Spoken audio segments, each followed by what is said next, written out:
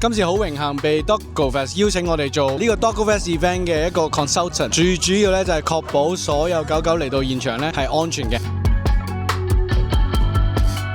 我哋今日第3日嘅日子咧，就有爆滿嘅名額啦，都已經賣晒飛。第一次參加呢個咁大型嘅狗狗活動，其實我自己嘅內心係由 planning 啦到去落地可以做到，我都覺得非常之興奮。見到啲狗狗們都玩得好開心，尤其是我見到上網大讚嘅就係甩繩放電區啦，都見 press 都見到大家讚我哋嘅專業啦，同埋都會感到安心，佢先會放自己隻狗入去。今次咧就負責 Doggo Fest 嘅 Race Track 呢個範疇嘅。我哋今日咧就主要玩2個 game 啦，一個係 Stay 同埋一個咧就係鬥跑步嘅。我見到連日來咧好多朋友仔咧，其實有細狗都可以贏到大狗㗎喎。咁所以咧唔好覺得自己細狗就一定跑輸大狗啊！好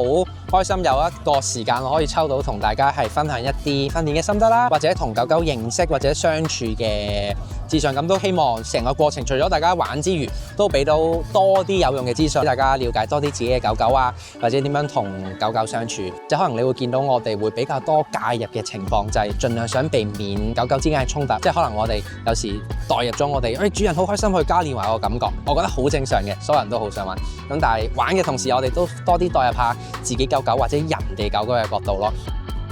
呢個係香港第一次有個咁大型嘅狗狗嘉年華啦，咁所以呢，我諗到好多狗主呢，其實冇一個經驗去帶狗狗出席一個咁大型嘅活動，都見到好多家長們其實都忽略咗狗狗嗰個情緒啦。有陣時狗狗會突然間變得好緊張啊，變得可能平時食嘢會變得唔食嘢啊，大家都冇留意到嘅。咁希望我哋今次呢3日活動裏邊都從中不斷去教育大家，宣傳下呢個要多啲關注狗狗情緒啊、壓力嘅指標。